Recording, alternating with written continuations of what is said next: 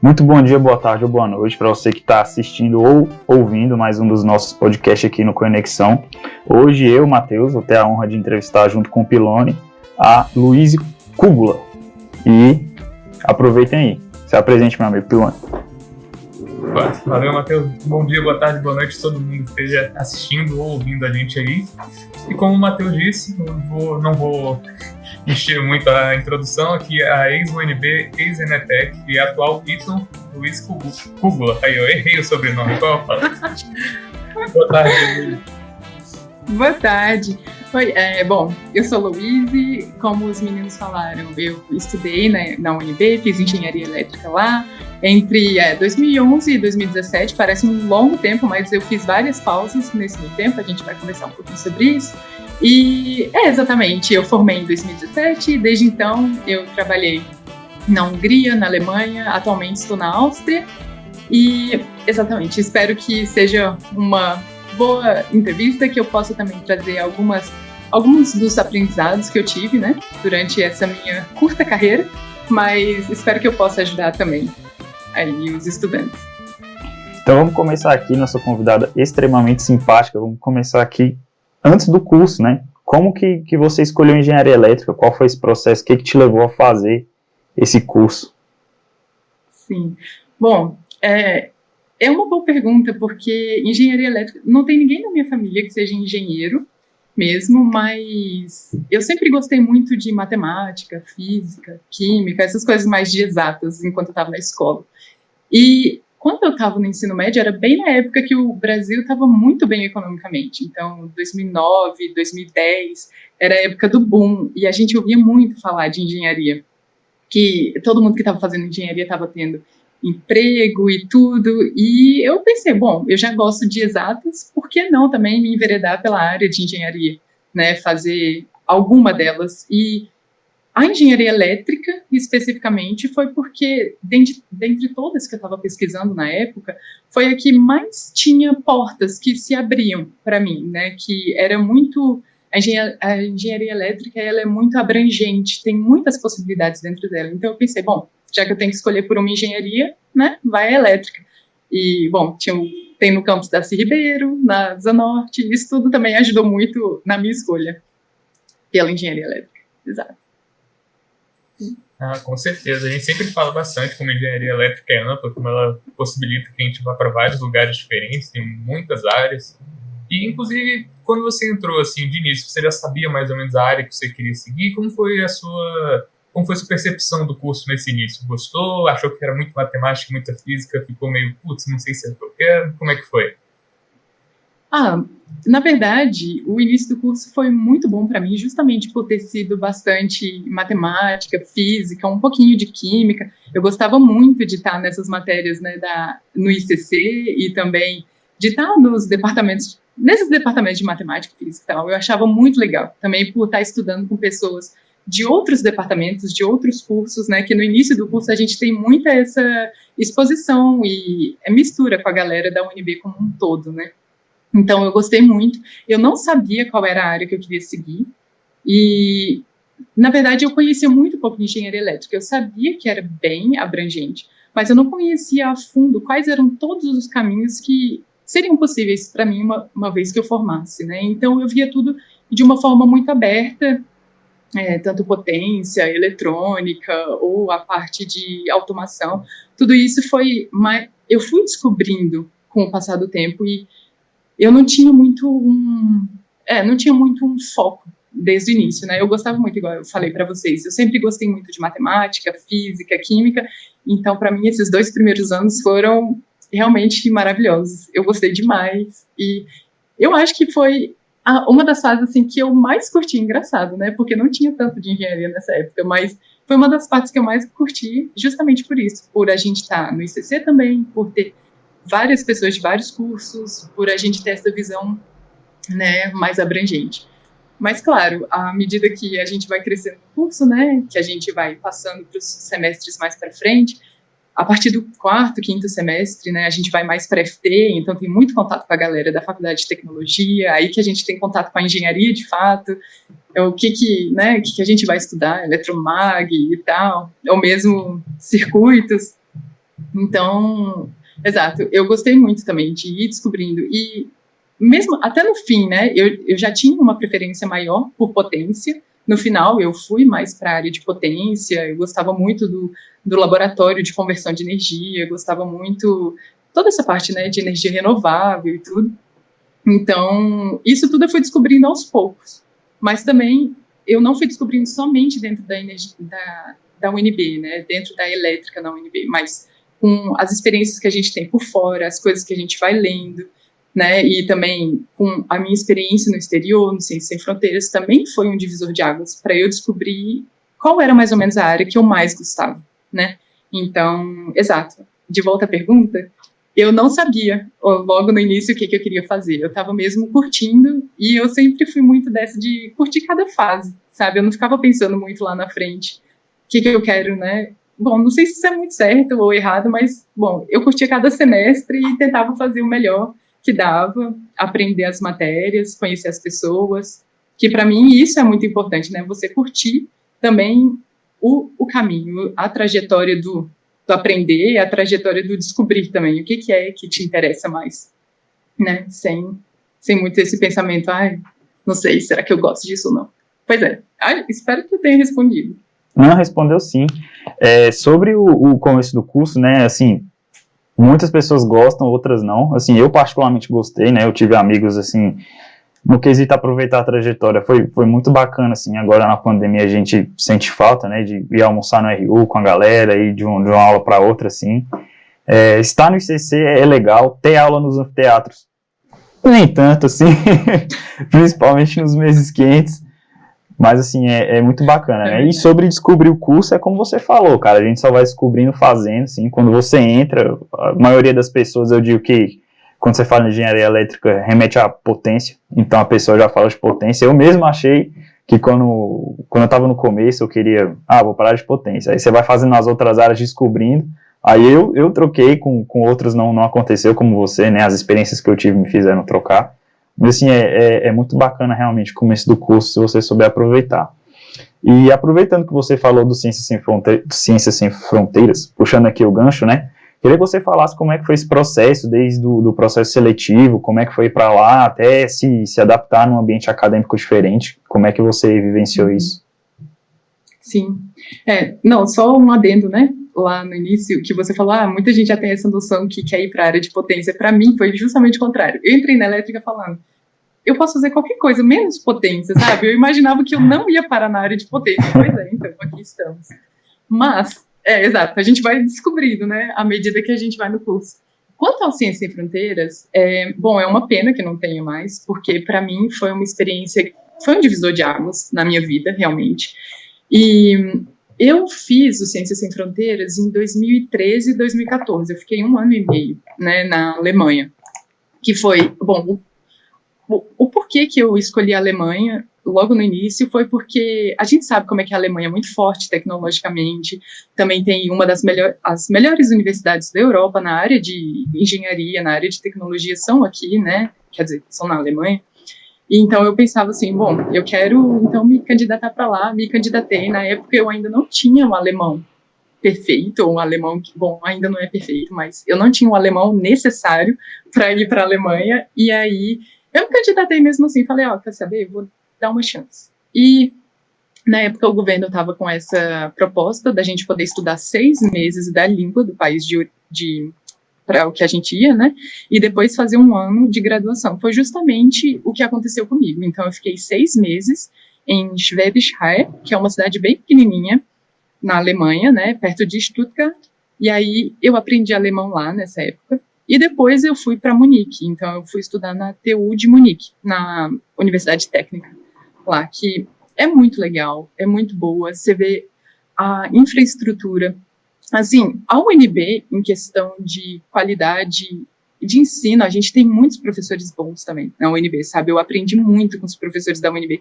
Obviamente, existem, assim como existem alunos, que a gente diz, né, meio picareta, também existem alguns professores que se interessam mais pela pesquisa e tal, e não tem muito essa didática para passar para frente. Isso acontece também na TU de Munique, por exemplo, né? Existem professores que são mais focados à pesquisa e tudo, mas tudo depende também do seu esforço como aluno, do seu interesse, o que você quer fazer da sua graduação, né? Então, na Alemanha, uma das maiores dificuldades que eu tive logo no início, obviamente, foi a língua, por mais que eu tivesse estudado, né, 6 meses de alemão antes, na Alemanha, eu aprendi que não era o suficiente, porque toda a parte mais técnica, todo o vocabulário de universidade, isso tudo você tem que aprender, e você aprende no dia a dia, você aprende lendo os textos e tudo, então eu senti que no início eu tinha muito essa dificuldade de entender o que estava sendo passado na hora pra gente, né, pelo professor e tudo, e eu descobri o que eu posso fazer para não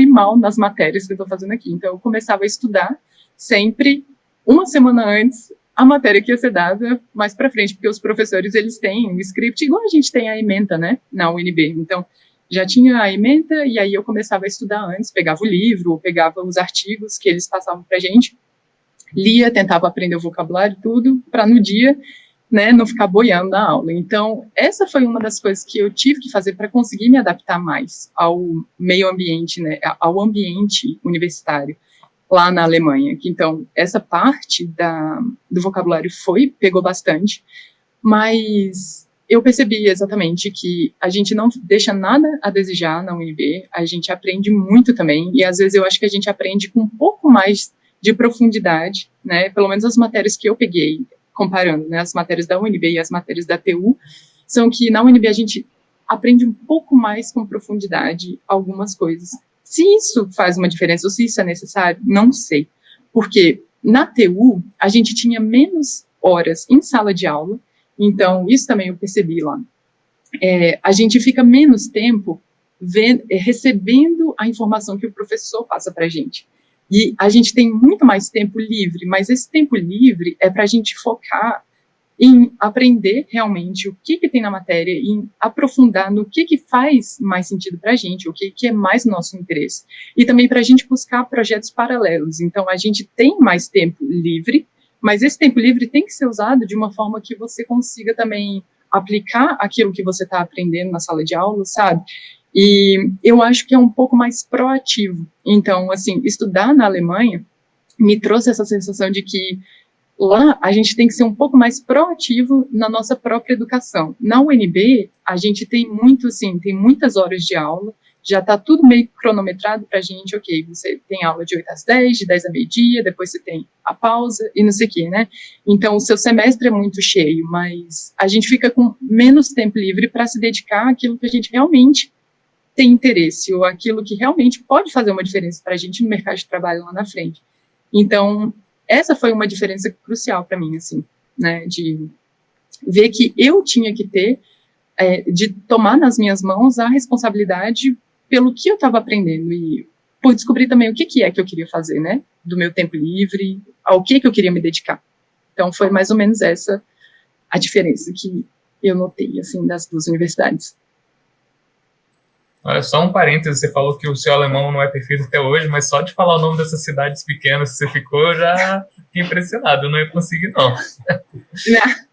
Muito treino. Tive que responder muito carente. Onde é que você está estudando mesmo? Eu estive em Bichar. No início eu também não conseguia falar, mas já tive que responder tantas vezes que aí a gente treina. Pronto, fica nossa, bom. Vou nem tentar aqui reproduzir. Mas infelizmente, realmente a galera não está conseguindo sair muito mais para estudar fora. E igual você falou, foi um divisor de águas para você. Eu acho que é uma experiência muito importante. A gente está correndo atrás para trazer algo pelo menos próximo, porque já foi conseguir botar a galera para ir para fora, né?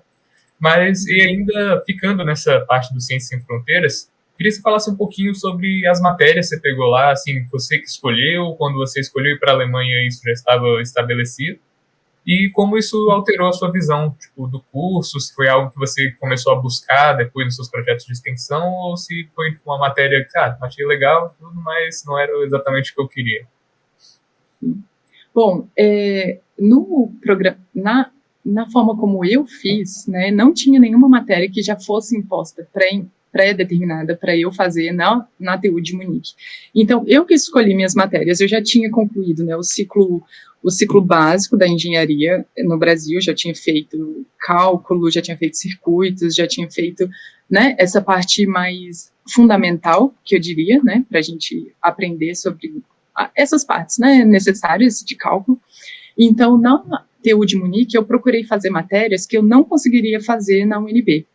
Então, na época, né, eu peguei mais matérias relacionadas à energia renovável, eu peguei matéria também, eu peguei Pricom na TU de Munique, porque eu queria saber como é que era a diferença mesmo, né, se fazia muita diferença ou não, mas eu peguei essas matérias que não tinham no currículo da UNB, na minha época, pelo menos, né, então, mais relacionada à energia renovável, mais relacionada a essa questão de potência, né, e foi isso também uma das coisas, porque a gente vê na Alemanha muita questão de energia solar, né, energia fotovoltaica, energia eólica, bom, da janela do RU, que é o Mensa, né, lá na TU, você via energia eólica, você via essas coisas, então tudo isso também fez com que o meu interesse aumentasse bastante nessa área, e lá eu busquei mais esse tipo de matéria, né, que me trouxesse mais próxima do que é feito lá, do que é estudado lá, quais são os projetos de extensão que existem,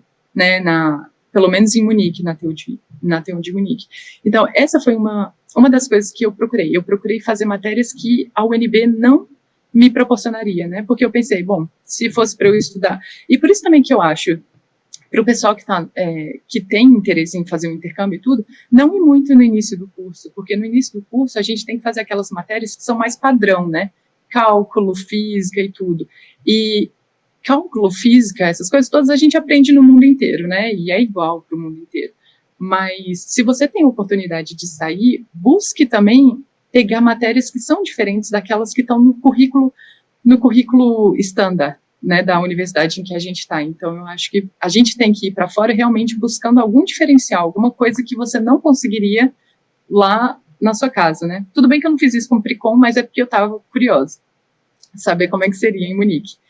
E, exato, não tinha um número mínimo de matérias, não tinha um número máximo e também não tinha nenhuma imposição. Então, eu me senti muito livre para poder escolher aquilo que realmente abrisse, né, o meu interesse. E foi isso também que fez com que, quando eu voltasse para o Brasil, eu começasse a trabalhar mais nessa área, né, que tinha mais a ver com o que eu havia estudado em Munique. Então, eu fui para o laboratório de qualidade de energia, né, Smart Grids, com o professor Anésio, que é mais nessa área de renováveis também.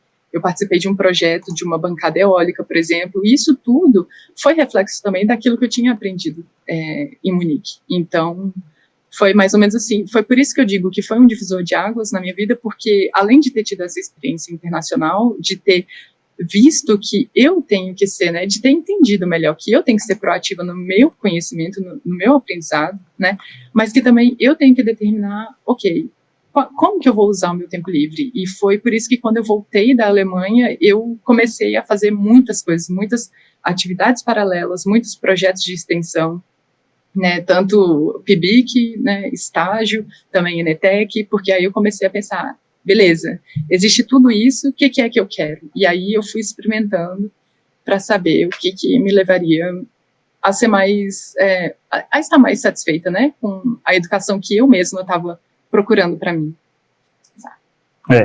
Muito massa, assim, ver que a experiência que você teve lá fora mudou, assim, praticamente tudo que você planejava do curso, né, assim, você foi para uma área de energia, assim, continuou em potência, mas, assim, na área de energias renováveis, assim, é uma área muito promissora hoje em dia, assim, muito bacana ver a proatividade, né, você falou que voltou, já começou a fazer um monte de coisa, foi pro laboratório, a gente viu que você também entrou na ENETEC nessa época, né, que você voltou, e assim, queria que você contasse um pouco como que ter ido fora, assim, ter ido estudar lá fora, conviver lá fora, influenciou a sua participação na ENETEC, como você encarou agora a ENETEC, depois de ter vivenciado tudo isso, como foi a experiência dentro da empresa Júnior? Sim.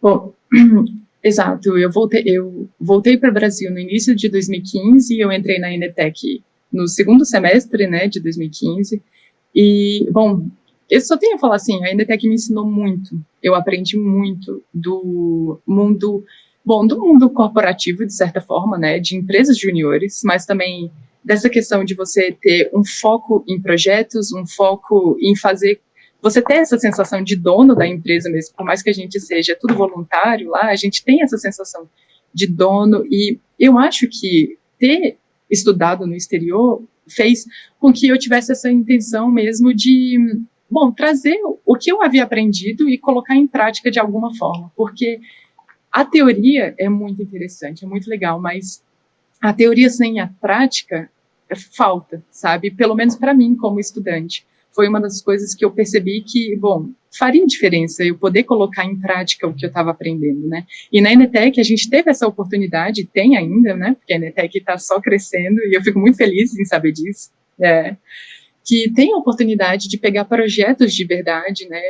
Trabalhar com clientes de verdade e fazer algo que não seja só na sala de aula, porque na sala de aula a gente pensa, eu posso errar e tudo, mas se eu errar na prova, eu tenho uma nota ruim. Mas num projeto a gente tem que levar muito a sério, porque se a gente errar um dimensionamento, se a gente errar alguma coisa que a gente está fazendo, pode haver consequências muito grandes para os nossos clientes, né? E não somente consequências de dinheiro, né? Deles terem algum prejuízo financeiro, alguma coisa, mas pode ter algum impacto na segurança mesmo, de vida e tudo das pessoas. Então, isso foi muito legal também, trazer um pouco esse crescimento de estudante para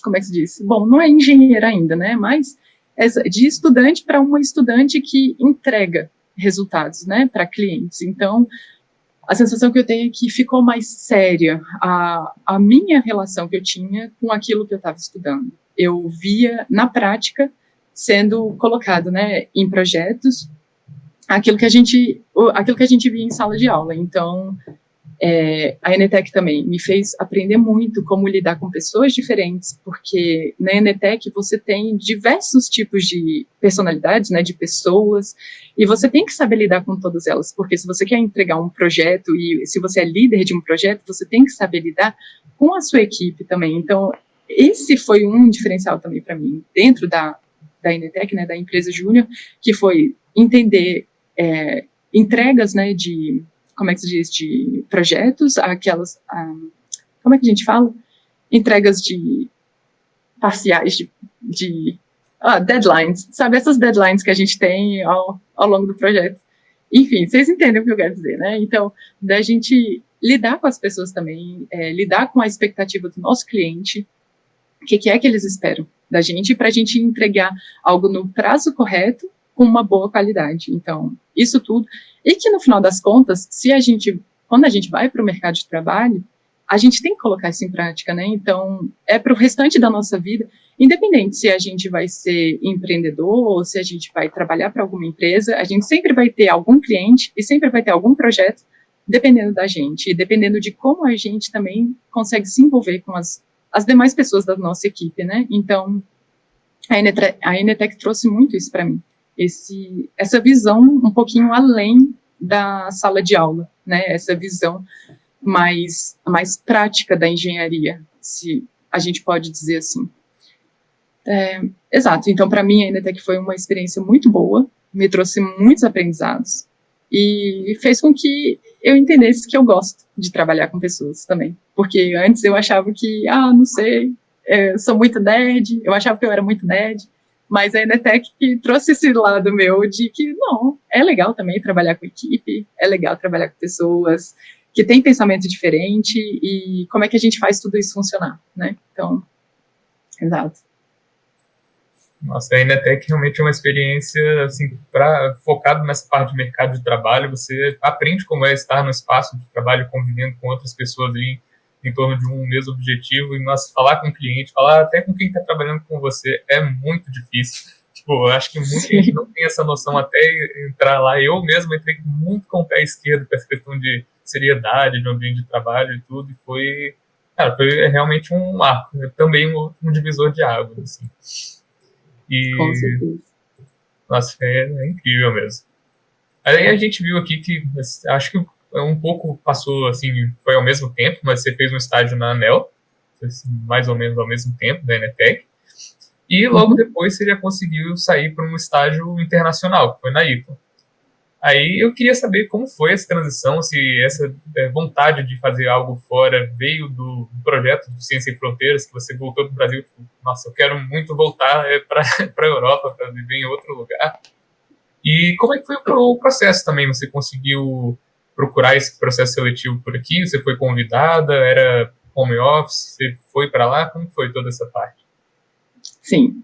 Bom, exato. Quando eu estava na Enetec, eu estava também estagiando paralelo na ANEEL, na Superintendência de Distribuição de Energia, então foi muito legal também a ANEEL, aquela coisa, aí já é uma visão totalmente diferente, né, porque na Enetec a gente tem mercado de trabalho, iniciativa privada e tudo, e aí a gente entra na ANEEL, é um órgão regulador do governo, e são duas visões completamente distintas, mas, claro, são importantes também para a nossa sociedade e tudo.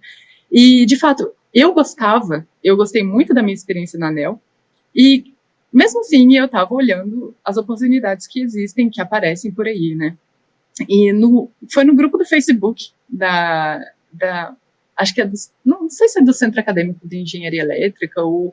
Bom, tem um grupo de Facebook da Engenharia Elétrica da UNB. É o grupo do departamento. Conhecer, né? Isso, esse mesmo, do departamento. Exato.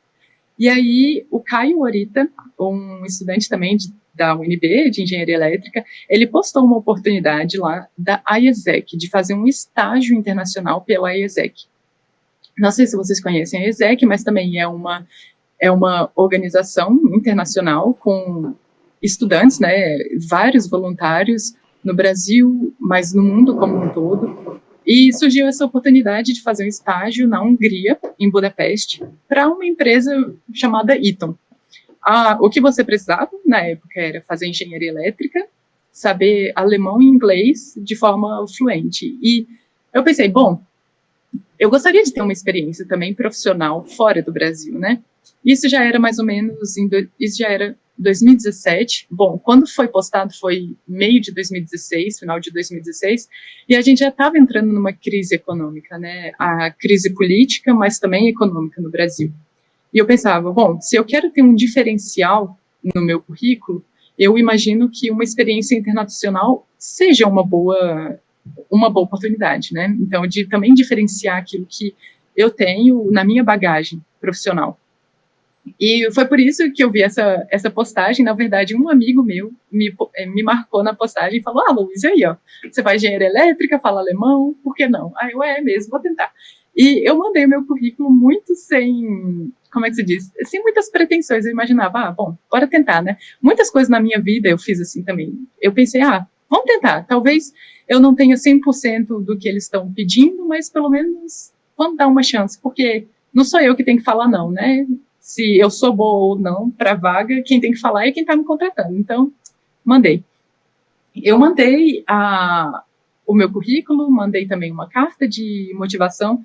Isso também, né, é uma coisa muito interessante. Toda vez que a gente se candidata para um estágio ou para um emprego, aqui, pelo menos na Europa, é muito importante você ter uma carta de motivação. E eu mandei também. Meu currículo passou pelo filtro da IESEC e depois foi mandado para Eaton, em Budapeste. E um dia eu estava na ANEEL, estagiando, recebi uma ligação com um número mais 49, não é mais 49 é da Alemanha. Bom, mais alguma coisa, e eu pensei, gente, ligação internacional, que loucura. Quando eu atendi, era o cara da Eaton, conversando comigo, querendo saber um pouco mais sobre mim. E a gente fez 2 ligações, mais uma entrevista, e eu fui aceita por estágio. Eu nem acreditei, gente, fui aceita. Pois é, então agora era verdade, eu ia para a Hungria. E isso foi no início de 2017, eu mudei para a Hungria mesmo, então eu morei 6 meses em Budapeste, foi de fevereiro a agosto, eu fiquei lá.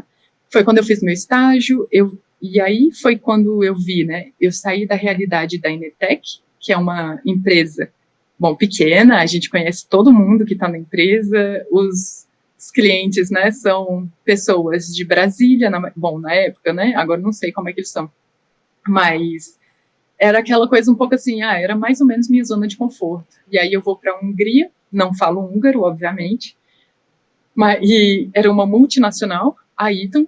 Eu nunca tinha ouvido falar da Eaton antes de ver esse post da ESEC, e eu imagino que muitas pessoas na UNB não conheçam a Eaton.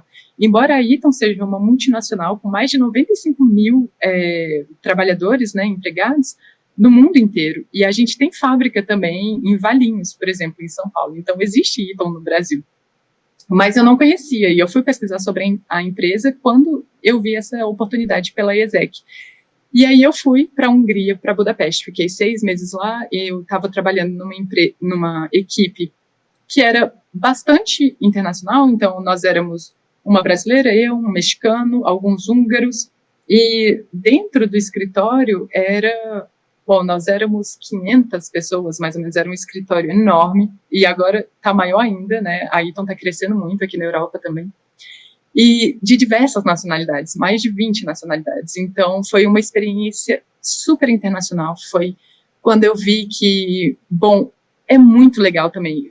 É interessante você trabalhar com pessoas, mas ainda mais interessante você trabalhar de pessoas com culturas diferentes, né? Com um background diferente do seu, porque não basta simplesmente, você tentar conversar na mesma língua, o inglês ou o alemão. Você também tem que tentar entender as nuances, né, as diferenças, que fazem com que a gente busque, talvez, soluções diferentes para o mesmo problema. E isso também foi uma das coisas que eu aprendi muito nesse meu estágio, que estar numa equipe diversificada, com homens, mulheres, pessoas de nacionalidades diferentes, ou mesmo pessoas de realidades diferentes, né, pessoas que vêm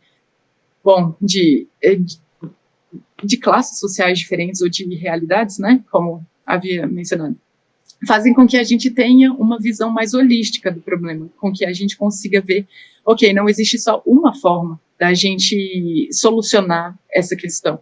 Então, é muito importante também, foi uma das coisas que eu aprendi lá na Hungria, que é muito importante também a gente estar aberto para discussões entre pessoas que tenham diferentes opiniões ou diferentes visões sobre uma mesma questão, porque dessa forma a gente busca uma solução que seja mais correta ou uma solução que seja mais abrangente, sabe? Então, nesses meus 6 meses de estágio na Hungria, eu aprendi muito sobre a importância da diversidade dentro de uma equipe, né? Dentro de uma empresa. Então, por isso que é muito importante quando a gente está pensando em formar uma equipe, ou a gente está pensando em trabalhar em algum lugar, pensar também na diversidade que compõe aquele lugar, porque é isso que é um diferencial. Existem estudos que mostram também que empresas mais diversas, elas conseguem ter mais retorno financeiro, né?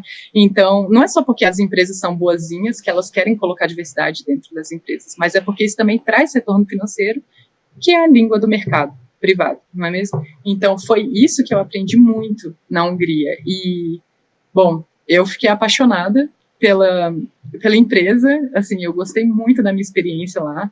Esses 6 meses, para mim, foram 6 meses maravilhosos, porque a cidade é maravilhosa, Budapeste é uma cidade muito legal, ela é viva de domingo a domingo, então, para gente jovem, você não vai ficar entediado. E também, na empresa, tinha muita gente jovem, né, a média de idade na empresa, lá no escritório, era muito baixa, não sei se era 25 anos, por aí. Então, exato, era uma galera muito jovem, então a gente se entendia muito bem. Isso fez com que eu gostasse muito da minha experiência na empresa, né, lá na Eaton. E isso, obviamente, fez com que eu quisesse continuar na empresa, mesmo após o meu estágio. Então, exato. Cara, essa experiência assim, internacional é uma coisa que eu particularmente gostaria de ter. Agora com a pandemia eu fico um pouco desesperançoso, mas ainda acredito. Vamos lá. E assim, quando você coloca 500 pessoas no escritório de vários países diferentes, são 500 soluções para um problema vindas de diversas vivências diferentes, né? Então assim, a chance de dar certo é realmente muito grande. Assim, é muito bom ver que essa experiência internacional é querida pelas empresas, né? E assim, você falou, né, que gostou muito da Eaton, que queria trabalhar lá. Como é que foi esse processo? Porque a gente sabe que você trabalha lá hoje, né? Deu tudo certo. Como é que foi esse processo? Você teve que voltar para o Brasil para formar e depois voltar? Como é que foi? Já saiu contratada? Conta um pouco pra gente. Exato, foi. Bom, exato. Assim, eu fui Eu fui para a UNBL, eu fui para a Eton no meu último semestre de faculdade. Então, ao invés de eu terminar o meu último semestre, né, eu tranquei a minha graduação por um semestre, fui para a Hungria, tive essa experiência de 6 meses lá e voltei para terminar minha graduação. Mas eu voltei já contratada. Então, a Eton, ela tem um programa, né, que no Brasil a gente chama um programa trainee. Então, e na Eton é o Graduate Leadership Program, que é um programa de, né, para graduandos, para pessoas que estão acabando de sair da faculdade, é o nosso trainee, é o que a gente conhece como trainee no Brasil. Que tem, então, tem na Europa como um todo, né, na região EMEA, que é Europa, Oriente Médio e África. E quando eu estava no final do meu estágio, eu vi algumas vagas do Graduate Leadership Program. Falei, bom, eu poderia me candidatar, é mais fácil me candidatar agora, que estou aqui dentro, né, estou dentro da empresa, do que quando eu sair, porque quando eu sair, as pessoas não vão mais me conhecer. Então, eu conversei, eu fiz a minha candidatura enquanto eu estava lá, conversei com o meu futuro chefe, né, eu tive, como é que se diz, entrevistas, exato, eu tive entrevistas com o meu futuro chefe, só que eu estava na Hungria, e a vaga para a qual eu me candidatei foi na Alemanha. Então, não é que tinha uma conexão muito grande, né? É a mesma empresa, mas são escritórios diferentes, são pessoas diferentes, e também era uma realidade completamente diferente também na Alemanha. Mas mesmo assim, eu me candidatei, tive a entrevista, né, as entrevistas, e meu chefe falou, ok, a gente quer que você venha. E eu falei, né, que eu tinha que ainda terminar minha graduação no Brasil até dezembro e depois eu poderia mudar para a Alemanha. E foi isso que eu fiz. Então, eu voltei para o Brasil, mas eu já tinha a certeza, né, do contrato quando eu fosse, quando eu tivesse acabado. Não é que eu sempre quis trabalhar no exterior, não é que eu sempre tive essa vontade, eu tenho que ir para fora e tudo. Eu tinha muita vontade de estudar uma parte da minha graduação no exterior, sim, mas por ter estudado no exterior, eu vi as portas se abrindo também, sabe? E as oportunidades, tendo em vista também a realidade, né, econômica e política brasileira lá para 2017, 2018, que muita gente estava formando sem perspectiva, né, de um emprego no Brasil, em Brasília, né? Então eu pensei, bom, por que não? Por que não me candidatar e tentar, já que eu estou gostando daqui, né? Estou gostando da empresa, estou gostando da minha experiência, estou aprendendo. E foi por isso também, então, que eu me candidatei e voltei para o Brasil em 2017 somente para terminar mesmo o meu TCC, né? Que eu já estava fazendo com o professor Anésio. E, exato, eu fui para a Alemanha depois, em 2018, eu comecei a trabalhar em Zost, nesse programa trainee, que é para durar 2 anos, em média, né? O meu programa durou um pouco mais do que isso, por causa de visto e tudo, mas, bom, foi muito bom mesmo assim. Eu comecei a trabalhar na Life and Safety Division, lá com gerência de produto. Então, eu trabalhava na área de gerência de produto, não é especificamente, é uma área técnica também, mas não é aquela área técnica que a gente aprende na engenharia elétrica, né? A gente acha que, como engenheiros eletricistas, a gente sempre vai trabalhar com coisas muito técnicas ou dentro de laboratório ou algo do tipo, né? Ou então, sim, com esses projetos. E foi esse meu trainee que me mostrou que, embora eu já tivesse estagiado 6 meses numa empresa multinacional, né?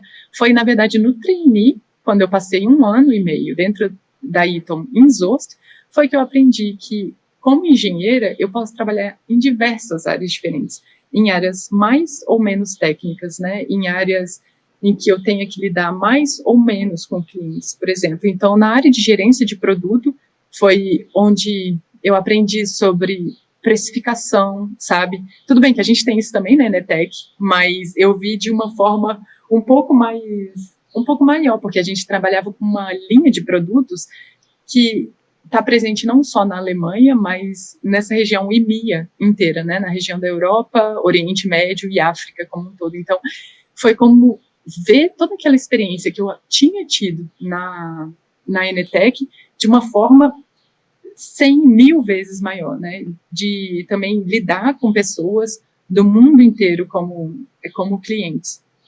Então, essa área de gerência de produtos foi muito interessante para mim, eu fiquei 1 ano e meio lá, como eu disse, e também tinha muito essa questão da fábrica, então a gente tem uma fábrica em Zost, eu ficava lá, então eu fazia meio que o link entre a gerência de produto e também a fábrica, tudo que era necessário e tudo, a parte do R&D também, né, que é pesquisa e desenvolvimento, então também para as pessoas que gostam muito da área de pesquisa, existe essa oportunidade também nas empresas multinacionais ou nas empresas maiores, né? Então, existe essa área mais focada em pesquisa e desenvolvimento também.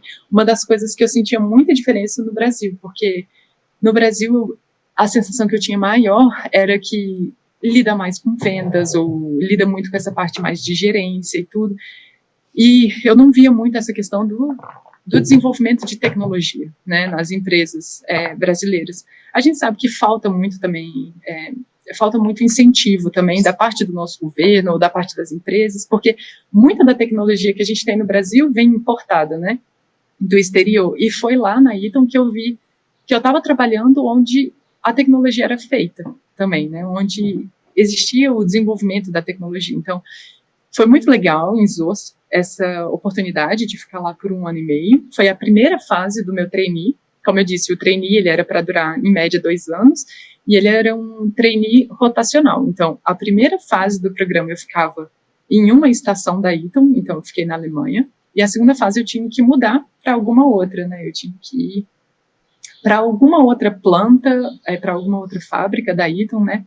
Ou alguma outra localidade. E eu escolhi vir para Viena, vir para a Áustria, porque tanto por causa da cidade, porque para mim faz diferença viver em uma cidade maior e tudo, mas também por causa das oportunidades que tem aqui dentro da Eaton em Viena, né? E eu comecei a trabalhar então na parte de inovação, na parte de R&D aqui em Viena. Então foi quando eu trabalhei muito com a área de eletrônica, embora eu goste muito de potência.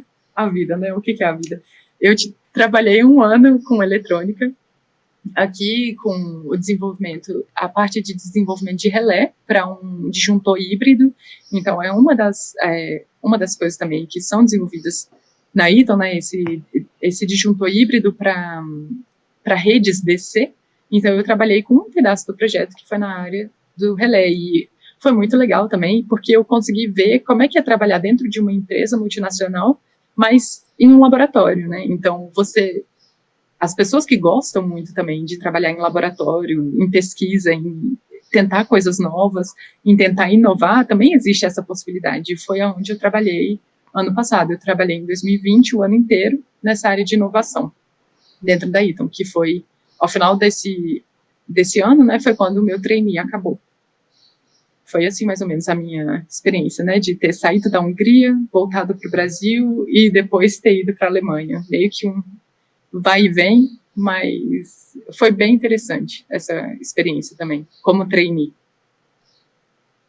Pô, muito legal, e assim, é incrível porque às vezes a gente ouve o pessoal falando, igual você falou agora, e fala, eu fui para lá, consegui passar um processo seletivo, de fazer umas 2, 3 entrevistas, tudo, e parece que é tudo, tipo, tranquilo, sabe? Meio que vai acontecendo, é só uma etapa passada. Não, isso é um negócio difícil pra caramba. Ter o domínio até mesmo da língua para conseguir fazer essas entrevistas, saber o que falar, saber o que escrever, que você falou da carta com motivação. Então é realmente muito legal ver que conseguiu passar por todas essas coisas. E eu acho que conseguiu aproveitar a melhor parte de estudar no exterior, que é principalmente essa parte de tecnologia, que a gente sempre ouve, às vezes, que a gente está um pouco defasado, que as oportunidades de verdade estão fora, lá que eles desenvolvem coisas novas e que a gente meio que só aprende a mexer com elas. Então, muito legal você conseguiu ter essa oportunidade de estar trabalhando justo na área de desenvolvimento, que eu acredito que é o que motiva muita gente a entrar mesmo na engenharia, porque quer criar coisas. Então, poxa, fenomenal. Mas uma coisa que você mesmo falou, e eu vou pedir para você explicar um pouquinho melhor, que muita gente não conhece a Eaton, ainda mais, mesmo aqui no Brasil, onde a gente tem fábrica. Então, você poderia dar um resuminho do que a empresa faz, pelo que ela é responsável? Sim, claro. Bom, como eu falei, a Eaton é uma empresa multinacional muito grande, bem conhecida nessa área em que agora eu estou, né? Ela não é muito conhecida por pessoas normais, vamos dizer, né? Porque os produtos que a Eaton produz são geralmente para outras empresas, então para fábricas, para outras fábricas. A gente tem desde disjuntores menores, né, aquelas que a gente tem em casa, quanto disjuntores maiores, por exemplo, Air Circuit Breakers ou o Molded Case Circuit Breaker, que são os disjuntores muito grandes, para bastante potência, que a gente coloca, né, em painéis de distribuição de energias enormes. Não são coisas que pessoas como eu ou você, a gente compra, né, normalmente. Então, por isso que eu acho que a Eaton também não é muito conhecida por nós, né. Isso eu também acho que a Eaton tem que melhorar essa parte mais do marketing para estudantes, porque é assim também que a gente vai conseguir os melhores talentos, né? Fazendo com que a empresa seja mais conhecida nas universidades, é como a gente vai conseguir trazer as melhores pessoas para trabalhar para a nossa empresa, né? Então, exato, a empresa trabalha muito, a Eaton trabalha com essa parte de distribuição de energia, tem, igual eu falei, né, os disjuntores, mas tem também inversores de frequência, tem a parte de push button, né, aqueles botões que a gente vê de emergência, por exemplo. A Eaton também produz esse tipo de coisa. Produz luzes de emergência, tem, bom, uma infinidade, uma gama. Agora a Eaton também está entrando muito nessa parte de e-mobility, então também tem, né, parte dos veículos elétricos, os carregadores de veículos elétricos. A Eaton, ela está presente em várias áreas, só que a gente, como consumidores padrão, a gente não conhece, né, a gente não vê essas coisas, porque não é muito o negócio da Eaton. A Eaton faz mais negócio de empresa para empresa, se a gente pode assim dizer. Então, é por isso que a gente não sabe, mas existem diversas oportunidades dentro da Eaton para engenheiros, mas também para designer gráficos, sabe? E é muito interessante, é muito importante a gente saber dessas oportunidades também enquanto a gente está na graduação, porque não é uma coisa que eu sabia, eu fiquei sabendo por causa da IESEC, eu fui atrás da empresa por causa da IESEC, né? Mas quando a gente está na graduação, às vezes vê um panfleto, ou às vezes vê alguma coisa sobre a empresa, é legal a gente ir atrás e pesquisar para ver quais são as vagas que a empresa tem, ou se a empresa ela é aberta para pessoas internacionais e tudo. A Eaton, ela tem muito essa questão de querer ter, né, equipes muito diversas, equipes internacionais, para que as pessoas possam colaborar bem entre si, né, e conseguir soluções, projetos muito bons. Então, é muito interessante também que as pessoas, os estudantes, comecem a ver quais são as empresas que existem, quais são as oportunidades que existem para estudantes de engenharia elétrica. O que eu posso fazer dentro dessa empresa? Existe também a Siemens, por exemplo. A Siemens tem, inclusive, em Brasília. Então, é bom sempre, quando a gente está na graduação, ver quais que são as empresas que existem, dar uma olhadinha, às vezes eles têm estágios, sabe? E, às vezes, você pode fazer um estágio que não necessariamente é na sua cidade, né? Eu, por exemplo, eu tranquei um semestre da minha graduação para fazer um estágio. Na Europa, eu sinto que tem muito isso, né, que você faz o estágio separado, não separado da graduação, mas meio que você para um pouco a sua graduação para fazer o seu estágio, e, às vezes, se a pessoa conseguir colocar isso também dentro da organização dela, né, da graduação, por que não, sabe? Às vezes ir para fora, ir para o exterior, às vezes fazer um semestre de estágio, ou mesmo no Brasil, tentar pegar esses estágios de 3 meses ou 2 meses nas férias de verão, sabe? Ou nas férias do meio do ano, porque tudo isso faz com que a gente também aprenda quais são as oportunidades que realmente existem, né, para os engenheiros. Existe a WEG também no Brasil, né, uma empresa brasileira muito legal, então tem muita oportunidade. A gente tem que ir atrás das oportunidades, atrás de aprender também quais são as empresas que existem e ver como é que a gente pode tentar se colocar, sabe? Às vezes como um estagiário mesmo, por umas férias de verão, por exemplo. É muito bacana você falar isso, porque assim, é uma coisa que realmente acontece. A pessoa que entra para estudar engenharia geralmente pensa nas grandes empresas, né? Facebook, Amazon, Microsoft, Apple, todas essas empresas são as empresas que a gente vê no dia a dia, que temos produtos dela, né? E assim, é interessante tanto para o estudante quanto para a empresa se divulgar no ambiente universitário, né? Para você conhecer o estudante. Porque, por exemplo, se você não tivesse esse post da ESEC aí, provavelmente você não ia saber o que era Eaton até hoje e não ia ter tido essa oportunidade tão boa, né? Então, assim, eu acho que é interessante também para as empresas divulgarem o trabalho delas para os estudantes, para, igual você falou, atrair as melhores cabeças, né? E, assim, sobre o ambiente de trabalho na Eton, assim, uma coisa que a gente gosta muito de perguntar para quem trabalha no exterior é a diferença no ambiente de trabalho que você percebe do ambiente de trabalho do Brasil para o exterior, assim, seja no questão de horários, relação com as pessoas, até o ambiente físico mesmo, como que você encarou essa diferença? Bom, no Brasil, a experiência que eu tive, né, trabalhando foi como estagiária. Eu não cheguei a ter carteira assinada no Brasil trabalhando numa empresa, né? Então, o que eu posso falar é mais a diferença que eu senti entre o estágio brasileiro, né, e a experiência que eu tive no exterior trabalhando para multinacional.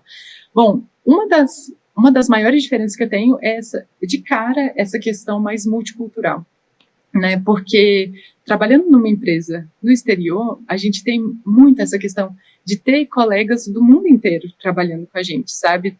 Realmente é uma coisa, porque o Brasil, por ser um país tão grande, a gente tem, bom, tem muitos brasileiros, né, ao redor da gente, em todas as empresas e tudo, e é meio difícil você trabalhar, às vezes, com uma pessoa que vem de outro país, ou, né, que tenha uma outra nacionalidade. Pelo menos foi a minha experiência enquanto eu estagiava, né, na ANEEL, na Emetec, ou nos outros lugares em que eu tive a oportunidade de estar.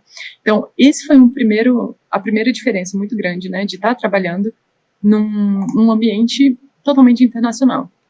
O segundo é de você se ver também como estrangeira, né? Então, você ter que também, bom, trazer a sua brasilianidade, né, para o trabalho, porque as pessoas são, bom, os europeus, ou os africanos, ou mesmo da América do Norte, todas elas têm uma cultura meio diferente da nossa. Então, quando a gente está num ambiente internacional, é quando a gente percebe, nossa, isso aqui que eu faço é super natural para mim, eu sou assim tal, mas para as outras pessoas é diferente. Então, às vezes a gente tem um pouquinho esse choque cultural também, de tipo, nossa, eu sou brasileira. Eu, por exemplo, eu sorrio muito. E meus colegas, eles são bem mais sérios, bem mais, né, fechados e tudo. Então a gente já vê, isso é uma diferença. Mas você percebe, poxa, não quer dizer que uma coisa ou outra é certa. A gente tem que se respeitar, tem que respeitar a forma como a gente é e não levar algumas coisas para o lado pessoal. Por exemplo, na Alemanha, mas aqui na Áustria também, as pessoas são muito diretas, né? Então tem muito essa questão de você achar, às vezes, o pessoal grosso e pensar, cara, por que você tá falando assim comigo? Mas, às vezes a gente tem que pensar assim, não, é a cultura dele. Ele tá, ou ela, né, são acostumados, ou tão acostumados com essa questão de falar na cara, falar logo, sabe, tal, e você não levar isso para o lado pessoal. No Brasil, a gente é mais assim, vamos ver, ou então o que você acha, né? A gente tenta ser um pouco mais, como é que se diz? Um pouco mais diplomático, a sensação que eu tenho. E aqui é muito assim, não, olha, é assim que tem que ser feito, é assim que a gente espera, ou às vezes, e aí você também tem que aprender a bater o pé no chão e falar, não, bom, às vezes uma pessoa acha que uma coisa é certa de uma forma, você não acha, então você tem que aprender também a confrontar. Eu não sei se isso é de todo mundo ou de todo brasileiro, mas claro, é muito difícil a gente meio que generalizar, mas eu ainda tenho que trabalhar muito nisso, mas essa questão do confronto, de falar, não, olha, essa é a coisa que a gente vai fazer, e é assim, pronto, sabe? E você não ficar com medo de magoar alguém, ou alguma outra coisa. Você tem que colocar também os limites, ou impor também quais são as barreiras do projeto em que você está trabalhando. Você tem que, né, saber se impor e não pensar que as outras pessoas vão ver isso de forma negativa. Isso eu senti muito na Alemanha, e aqui porque eu fui muito confrontada também, né, essa questão das diferenças culturais que existem quando a gente está trabalhando fora do Brasil, né, e, exato, não levar para o lado pessoal, pensar, é tudo trabalho, tá todo mundo aqui tentando fazer o seu melhor, mas a gente tem formas diferentes de reagir, ou tem formas diferentes de se impor.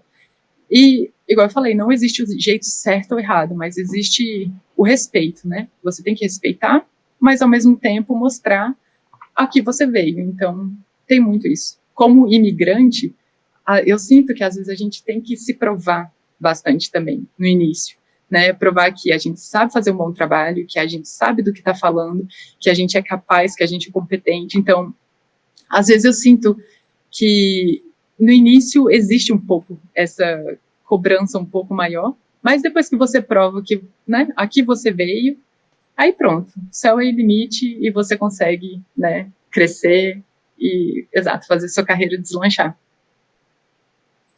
Muito legal isso. Não é a primeira vez que a gente ouve essa parte de mostrar serviço e ser respeitoso ao mesmo tempo, que a princípio parece ser algo tranquilo, mas é uma linha que é um pouco difícil de balancear às vezes. Você tipo, não pode ficar aparecendo demais assim, acabou de chegar, já quer sentar na janela, basicamente, mas ao mesmo tempo você não pode ficar lá só esperando que as pessoas façam tudo por você ou te chamem para fazer as coisas. Então, realmente muito difícil. E outra coisa, muito legal essa parte da equipe multinacional, por assim dizer, porque às vezes a gente pensa que a adaptação em outro país é dos estereótipos, a comida, o clima, os estereótipos das próprias pessoas mesmo, mas é no ambiente de trabalho que a pessoa está tipo, no seu nível de estresse máximo, por assim dizer, que a gente percebe quão diferentes são as pessoas. Nesse caso, você é bem patriota, eu gosto da gente sorrir bastante. Pô, por isso a gente é melhor que os outros, não tô nem aí. É isso mesmo. Com certeza. Perguntinha rápida. Quem estão mais legais, os alemães, os austríacos ou os húngaros? Ai, nossa, é difícil. Mas eu vou falar a verdade, eu amo a Áustria. Eu tô amando aqui essa questão. Bom, os alemães são muito legais também, mas eu sinto que eles são um pouco mais, bom, não é um estereótipo alemão, mas eles são mais sérios, né? Tem mais essa questão de trabalho é trabalho, vida é vida privada, né? Os húngaros, bom, eu trabalhei com os húngaros, mas foram 6 meses e eu estava muito nessa comunidade muito internacional também e tudo, né? Então é difícil falar o que eu acho dos húngaros. Eu acho que os húngaros são um pouco pessimistas, né? Eu acho que tá muito na cultura deles, de certa forma, também devido a muitas batalhas, a parte histórica da Hungria também, né? Tem muitas perdas e tudo, então isso tudo influencia na cultura como um todo das pessoas. Mas aqui na Áustria é uma sensação que eu tenho que é meio que uma mistura, eu gosto de brincar assim com os meus colegas, que é uma mistura entre os alemães e os italianos. Assim, eles levam o trabalho a sério, eles são, né, corretos e tudo, mas tem esse lado mais bon vivant, vamos dizer assim, né, da Itália. Não sei como é que é na Áustria inteira também, é muito difícil falar, mas pelo menos aqui em Viena, que é uma cidade muito multicultural, é uma cidade muito... Bom, tem muita coisa, né, a oferecer pra gente, é uma das coisas que eu amo. Os austríacos que eu conheci aqui são pessoas bem cabeça aberta, sabe? É claro que faz diferença se você tá na Áustria, em Viena, que é a capital, e foi a capital do Império Austro-Húngaro por tanto tempo, né, e recebeu imigrantes durante tantos anos, ou se você está falando de uma cidade super pequena lá nos Alpes, né? Obviamente que tem essa diferença, é muito difícil a gente generalizar. O mesmo para a Alemanha. Se você for para Berlim, a Alemanha tem os alemães mais diferentes, abertos e tudo. Agora, se você for para Soest, que é a cidade onde eu morei, uma cidade pequena de quase 50 mil habitantes, você vai ver que as coisas são muito mais conservadoras, as pessoas são mais conservadoras e tal. Mas, assim, se for para eu escolher, sem dúvida, Viena, Áustria, eu amo esse lugar. Eu acho que aqui tem muita coisa legal, sabe? E no ambiente de trabalho também tem muita essa questão de ser mais tranquilo, mais relax. Esqueci de falar, de mencionar isso para vocês, mas eu acho importante falar também dessa diferença entre o Brasil e o exterior. É que aqui eu sinto muito que não tem essa cobrança de você estar no trabalho de 9 às 18, por exemplo, sei lá, de 9 às 17. Não tem isso. É muito mais flexível, você tem o seu horário mais flexível. Eu trabalho, por exemplo, 7h30 por dia, né? Tá no meu contrato. Mas eu trabalho da hora que eu quiser, mais ou menos, né? Tem um horário, um core ali que eles escolhem entre 10 e 2 da tarde. É bom que você esteja trabalhando para você fazer reuniões, ou, né, ligações para os seus colegas e tudo. Mas o mais importante é que você entregue, né? Que você faça os projetos que você tem que fazer, que você entregue as demandas que foram passadas para você. Então, não tem muito essa questão de, tipo, você ficar batendo no relógio, ok, deu 9 horas, eu tenho que estar no escritório, deu 5 horas, eu vou embora, não aguento mais esse lugar. É muito mais fluido, é muito mais tranquilo. E a pandemia trouxe ainda mais fluidez para essa questão do trabalho, né? você trabalha de casa e tudo, ninguém fica olhando, então tem muito essa questão também da responsabilidade. Ninguém fica olhando se você está online ou não no seu trabalho. Mas o que eles querem é que no final do dia você entregue aquilo que eles passaram para você. Então tem muito essa questão de você, da sua autorresponsabilidade. Então você sabe fazer os seus horários, né? Você vai atrás de ser produtivo. Então, isso eu achei muito legal também. Esse tipo de flexibilidade que eu não tinha, tudo bem que eu era estagiária, mas eu não tinha esse tipo de flexibilidade no meu estágio, por um exemplo, né? E eu imagino que várias empresas brasileiras ainda tenha muito essa pegada de você tem que estar no escritório de tal hora a tal hora e tudo. Que para mim foi uma diferença muito grande também, e positiva aqui. Fazer 2 adendos aqui, a gente conversou com o professor Zagueto, ele trabalha na Sony dos Estados Unidos, ele também falou dessa seriedade das pessoas, mas ele ressaltou uma coisa que eu acho interessante frisar. Uma coisa é seriedade, eles são sérios, são duros, mas eles respeitam muito o seu trabalho. Eles sabem que você realmente trabalhou, que você deu duro naquilo. Então, assim, se eles estão criticando, eles sabem que você trabalhou e eles criticam com respeito. Então, achei isso muito interessante. Outra coisa interessante aqui, mais off-topic, né, porque você comentou da mistura dos italianos aí, eu acho que a paixão pelo automobilismo da Áustria vem daí, dessa mistura com os italianos, né, a equipe da Red Bull é da Áustria. E o chefe de equipe da Mercedes também é da Áustria, então, assim, bacana. Então, assim, e a Fórmula 1, né, quando você fala em tecnologia no automobilismo, você sempre pensa na Fórmula 1 e, assim, é um bom lugar para se estar. A Áustria, assim, carrega bem a tecnologia. É muito interessante isso. Sim. Sim, eu concordo super com o que o professor Zagueto, inclusive, foi um dos melhores professores que eu tive na graduação. Eu tive uma aula com ele e eu respeito muito, gostei demais das aulas dele, e eu concordo com o que ele diz sobre as pessoas respeitarem o seu trabalho. As pessoas podem discordar do que você fez, podem, né, falar assim, às vezes não é a melhor solução, mas é com respeito, exatamente. As pessoas sabem que o que você faz não é meia boca, porque também a gente busca não fazer um trabalho meia boca, né? Você sempre busca fazer uma coisa legal, entregar um bom projeto, entregar um bom trabalho. E quando tem esse tipo de confronto, tem muito respeito envolvido. Isso que eu acho muito bom. Eu nunca senti que eu estava sendo olhada de cima para baixo, alguém falando, você fez assim e tal. E mesmo se sim, às vezes a gente tem que se colocar no nosso lugar e falar, olha, eu fiz da melhor forma possível e tudo, e pronto, sabe? E aí fica entendido, sabe? Tem muito essa questão do respeito, realmente. E isso eu acho muito legal, é muito importante. E a gente tem que aprender também a respeitar, né? Respeitar as opiniões alheias, respeitar as diversas formas de solucionar o mesmo problema. E, exato, porque é só assim que a gente vai ter uma equipe que funcione bem, né? Com respeito um pelo outro. Eu anotei aqui que a Europa é um bom lugar para aprender a levar patada, porque a gente acaba ficando meio condicionado realmente, tipo, leva uma chamada, pô, mano, não te fiz nada, mano. Nossa. Mas tem que aprender a separar essas coisas, já sei para onde ir. Exato.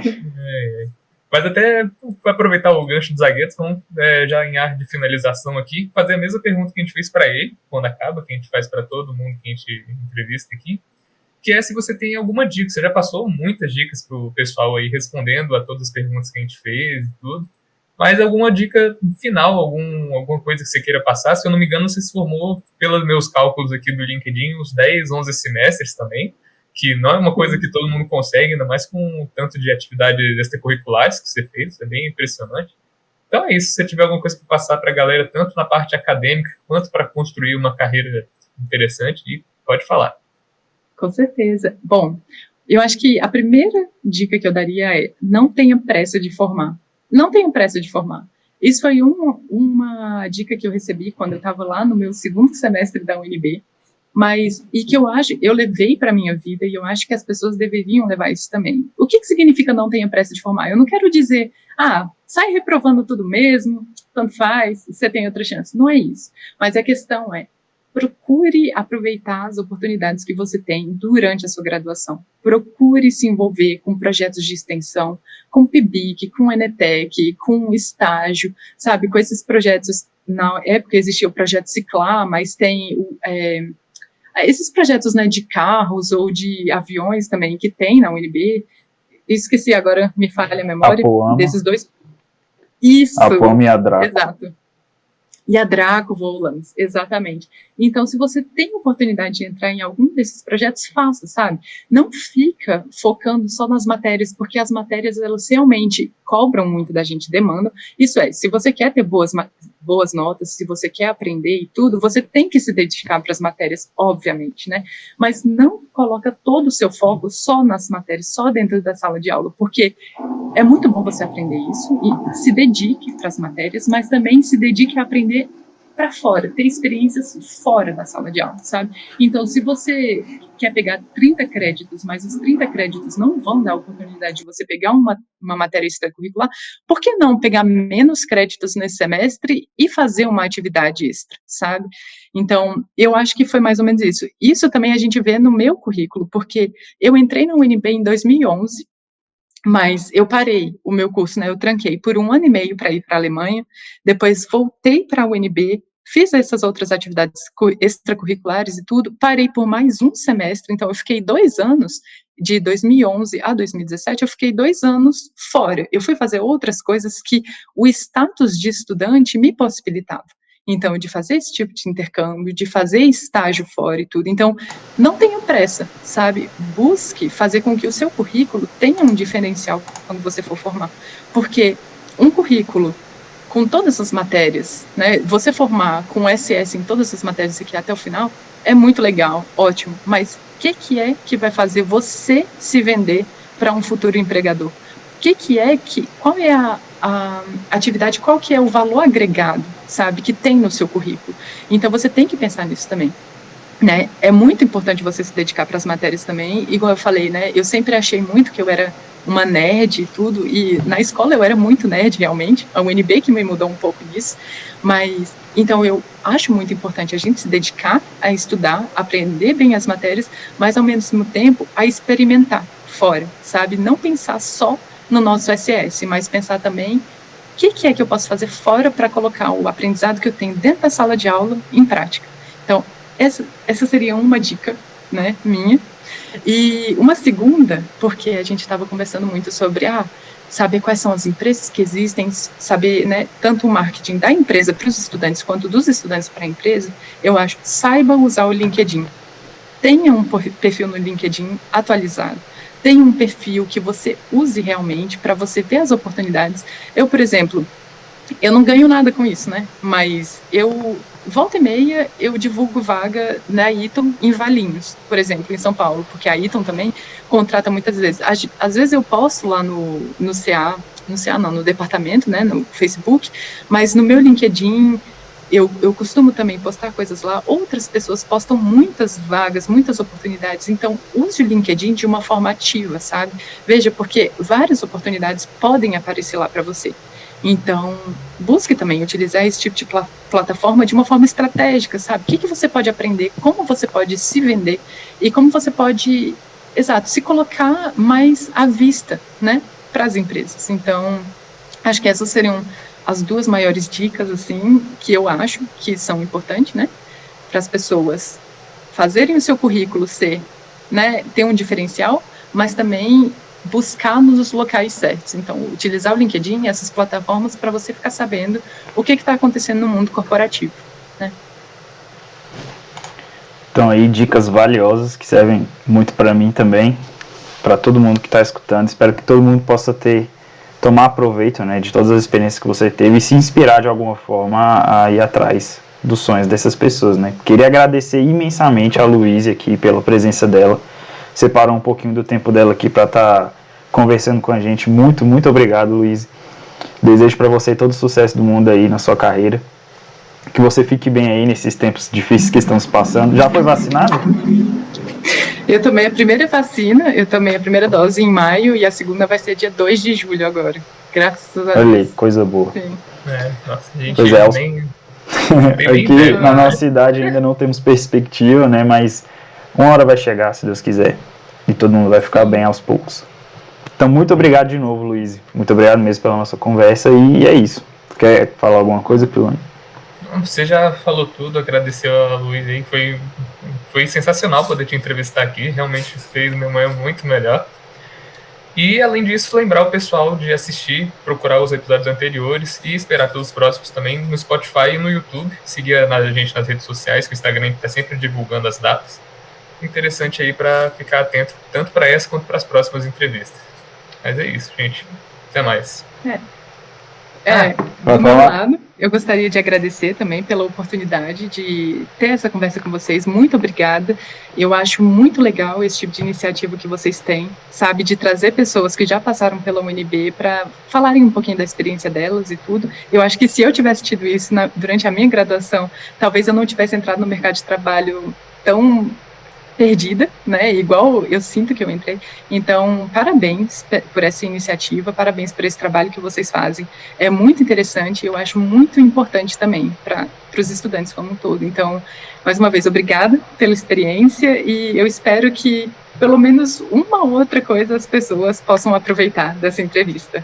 Tenham um ótimo final de semana. Você também. Muito obrigado, galera. Até a próxima.